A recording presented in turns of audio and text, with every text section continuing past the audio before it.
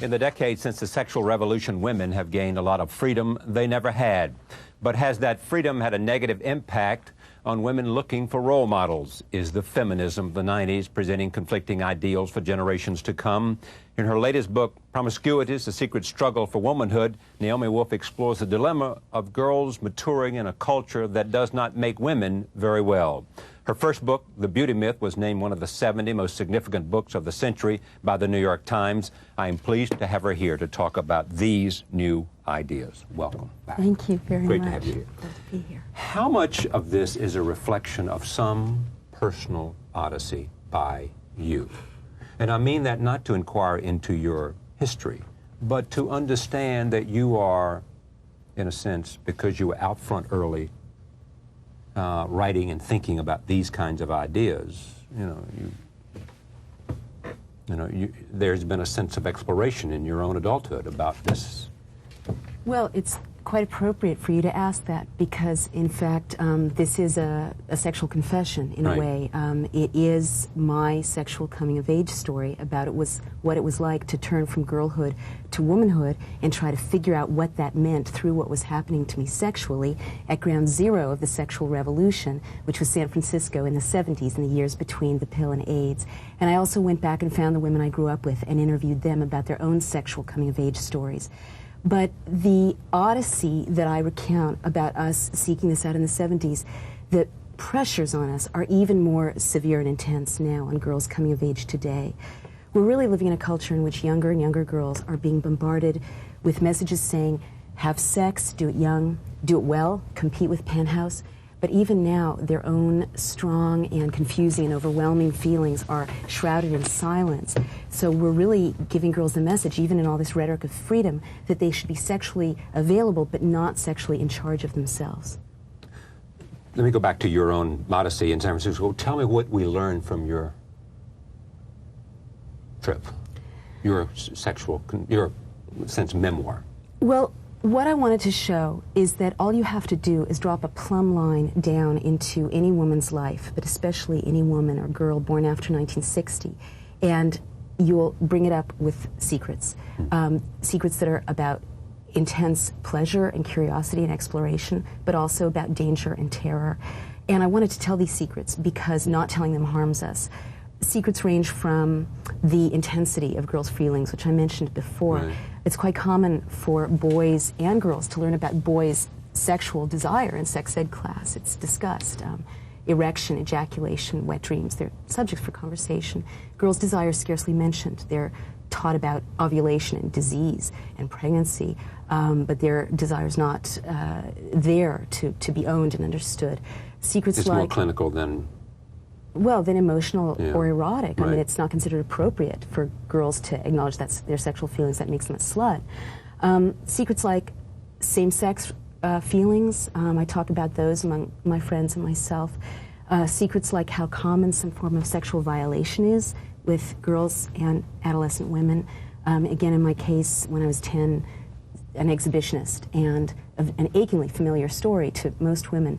But I got it when I recounted this to the camp counselors that I went to after this experience, that there was some nugget of shame in the experience for me. Secrets like how common violence can be in teenage relationships. Again, my first boyfriend who was physically abusive to me. Again, a very familiar story. Secrets like the effect of pornography on girls coming up. When I was 9, pornography was down in the red light district in San Francisco in adult land.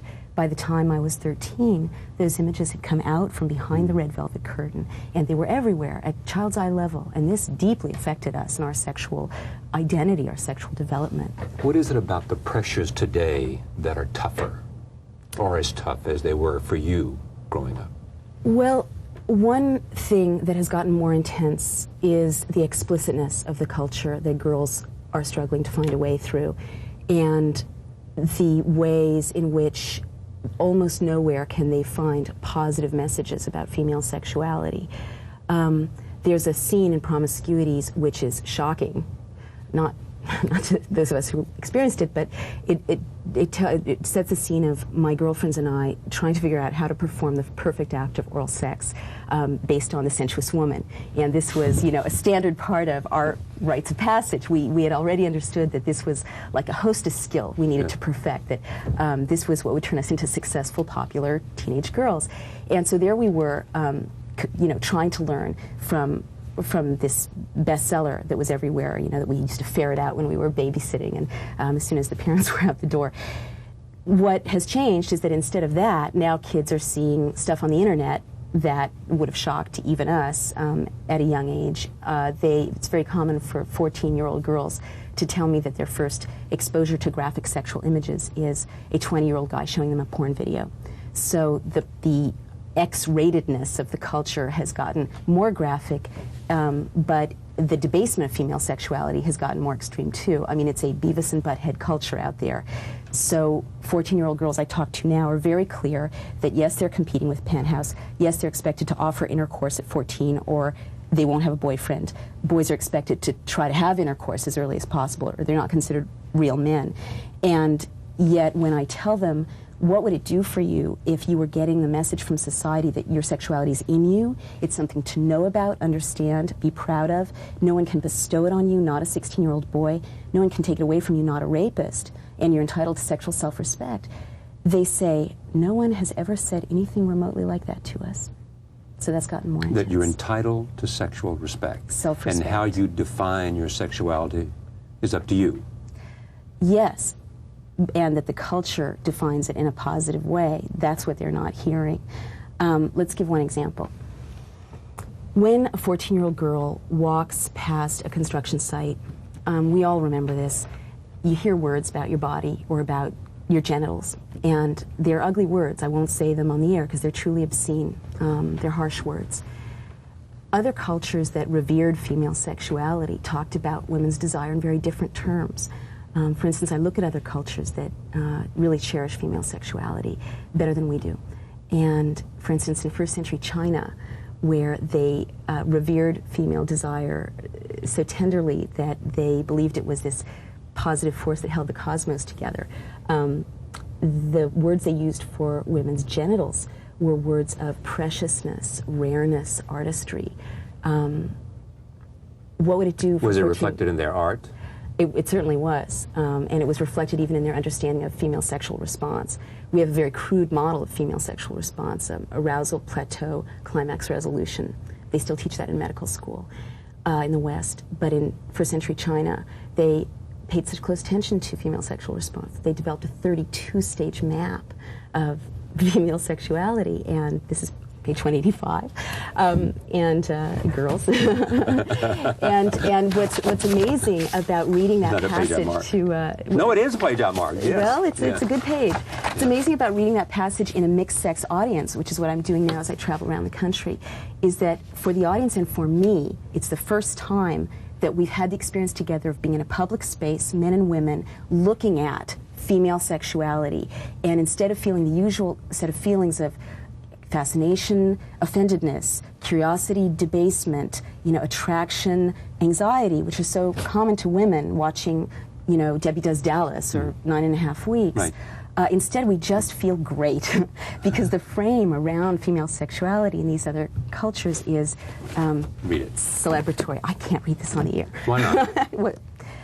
Why not? I mean, you just made the point. I did. Well, it's from a pillow book. It teaches bridegrooms how to make brides happy, and it's a 10-stage demarcation of female sexual desire. But it did not seem offensive. I thought it was not that at all. Right. It's very graphic. It's very explicit, but it's so reverential. And you know what it does, Charlie, which I love? In our culture, women's desiring is not even recognized in the law. For instance, it's often confused with women being desired.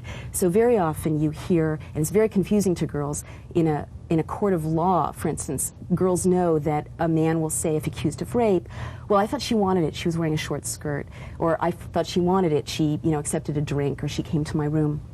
I wanted to say once and for all, almost obsessively, to define female desire once and for all, so that now boys turning into men know, you know what, this is what it looks like when a woman wants it. Yeah. You know, this is what it looks like, and let there be no more confusion about that.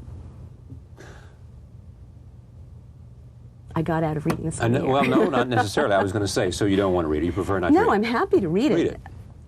A, she holds the man tight with both her hands. It indicates that she wishes closer body contact. B, she raises her legs. It indicates that she wishes closer friction of her clitoris. C, she extends her abdomen. It indicates that she wishes shallower thrusts. D, her thighs are moving. It indicates that she is greatly pleased. I love that. E, she uses her legs to pull the man. It indicates that she wishes deeper thrusts. F, she crosses her legs over his back. It indicates that she is anxious for more. G, she is shaking from side to side. It indicates that she wishes deep thrusts on both the left and the right. H, she lifts her body, pressing him. It indicates that she is enjoying it extremely. J, she relaxes her body. It indicates that the body and limbs are pacified. K, her vulva is flooding. Now I wish I had a choir behind me bursting into song. Her tide of yin has come. The man can see for himself that the woman is happy. And Charlie, let me tell you, when I read this to a mixed audience, the women are, their faces are shining. They are, and I say, how do you feel? Do you feel debased and offended, or do you feel kind of cheerful? And they're like, yes, we're happy, because it's respectful, it's reverential. What has to happen for it to change so that the reality of what you just expressed is the reality for more and more women? I'm talking about a radical structural change in society. I'm talking about changing our laws so that not one more rape victim ever has to have her sexual history brought up and used against her, whether it's the attorney of the most powerful man in the world accusing Paula Jones of having had a sexual history, or whether it's Anita Hill's dating history being dragged in to the spotlight and her being called a bit nutty and a bit slutty. No woman should ever have to feel like she needs to hide her sexual history, or else it will undermine her credibility. We need to change custody law. Very often women's sexual history is used against them in a double standard to keep them from getting custody of their children. We need to change the way we teach sex to kids. Right now, the president signed into law a very stupid abstinence bill written by the religious right, which basically defines abstinence as no sexual touching whatsoever before marriage. This is more repressive than teaching was in conservative communities in the 50s. We need to bring back petting. We need to understand that there used to be a teen culture of petting, first base, second base, third base. In the past, adolescents were not expected to abstain from sexual exploration, but from sexual intercourse. And educators, teachers taught this in religious organizations, and they understood it was a social safety valve. This collapsed in the sexual revolution. Now kids are going from 0 to 60, as I said, with the highest teen pregnancy rate in the industrialized world, the highest teen abortion rate, 1 in 4 American girls getting pregnant before they're out of their teens if they're sexually active.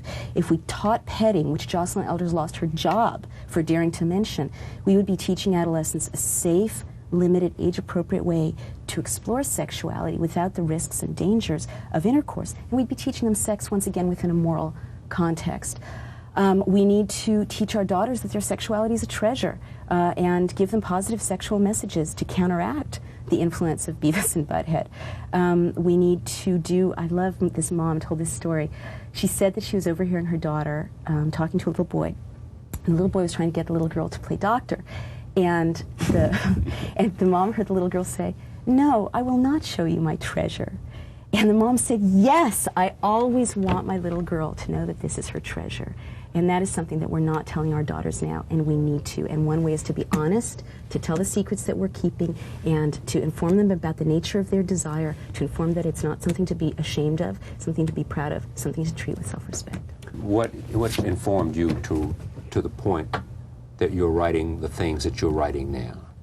You know, other than just sort of a wise look at your own life and the evolution and the memoir that is within, what kinds of things have you changed because of religious experiences, have you changed because you just see life in certain ways differently? Have you changed at all in terms of how you view sexuality and women's sexuality today?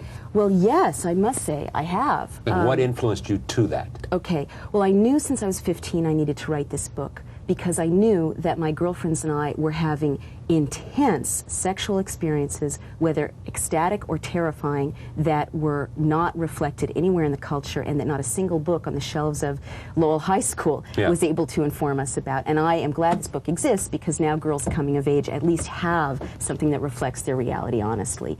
And 184 is part of that.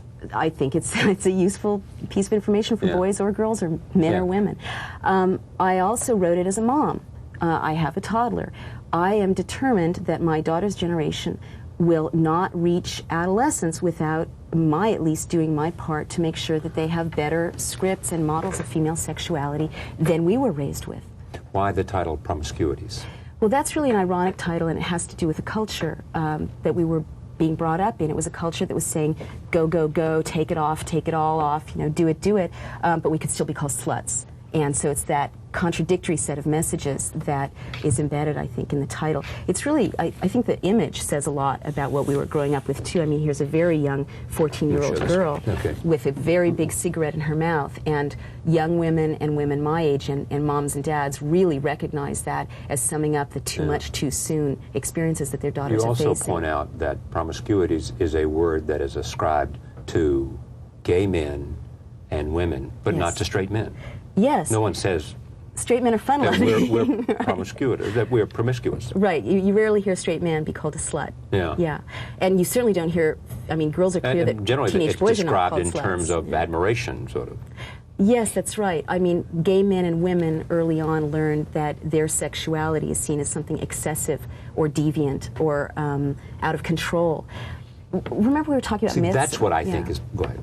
Well, we were talking about myths, and the whole issue of the shadow slut, the part of ourselves as grown women that we feel we can't acknowledge, our sexual histories, the intensity of our desires, that I call upon us to start acknowledging and start talking about in public as part of our public personas, that we learn we have to keep silent about, partly because of another myth we're raised under, which is the myth that men are the more carnal sex.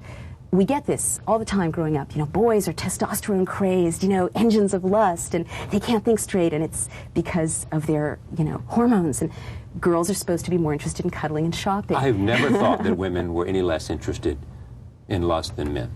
Well, now you're right in tune with what turns out to be the historical record and the biological reality. But who knew? I didn't know until I did the research that all cultures, including our own till 180 years ago, took for granted that women were the more carnal sex. And so when you grew up feeling lust, you felt like it was wrong because, or you felt like you were a slut because that's what the culture said, people, women, or you didn't feel that it was something to treasure or something.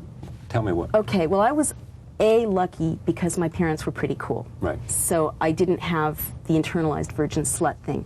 But I did have a clear message from the culture that there was no safe way to proceed. And I got this from watching people I called Tia and Dinah, who were, I have a chapter called Sluts, the designated sluts. I saw very clearly that one false step and you could be ostracized, one false step, and that if you grew breasts too soon or if you carried yourself with too much pride and you were perceived as flaunting your sexuality in 8th grade, or if you were working class, I mean, class and race played very much into who got called a slut, that you could get stigmatized, and that stigma would derail you. And that's what happened to Dinah. I mean, she was this passionate, ambitious, talented young girl, my best friend in 8th grade, and she got identified as the slut, and it put her on a secondary track, not just among her peers, but teachers had lowered expectations for her. And I didn't have the courage at 14 to stand up and say, you know what, I'm going to hang out with slut girl here, because I knew that what had happened to her could rub off on me if I wasn't very, very careful. What I'm pointing out is that the rules have collapsed. And she was characterized as slut girl because? Because she walked too tall and she had big breasts, and we had no visual language at 14 for a poor girl with big breasts walking tall except slut. In other cultures today, you talked about first century China. Are there differences today in women's sexuality in Japan, in China? There are many cross-cultural differences. in how women are allowed to experience and talk about their sexuality. I raised that question, as you know, because the traditional notion has been feminism and the awakening of women to equality and opportunity in the East has been slow coming. Right. It's very hard a contradiction there? Yeah, it's hard to draw cross-cultural conclusions because, for instance, in a lot of Arabic countries, it's understood that women have what they say 9 parts of desire. They understand that women's desire is more sustained and their orgasms more extensive and their feelings more turbulent, but they respond to that by repressing female desire, sometimes in rather brutal ways. So there's never been an erotic utopia for women. But what I learned There's never been an erotic utopia for women anywhere? No, not anywhere. But there have been... Not one society that is an erotic utopia? There have been societies that did some pretty great things. Like where? Well, the Tantra. The Tantric belief, in contrast to our virgin slut thing that says that a woman is more degraded the more sexual she is, the Tantric belief taught men that they should worship the sexual goddess in all women, rich or poor, fat or thin, young or old. And I love that. And again, that squares with biological reality. I mean, we're told that the sexual goddesses are Kate Moss, 19-year-old anorexics. Yeah. It turns out biologically that women become more sexual not only with age, which we all know, but with each baby.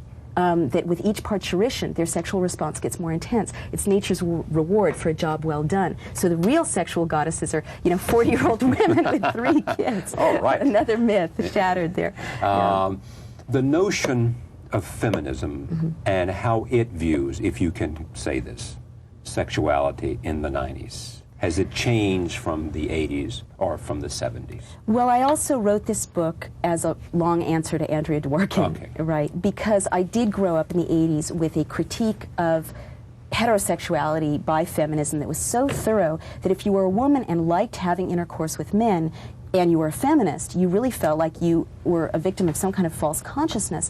And that's why I looked back. I have a chapter called Feminists Who Love Too Much.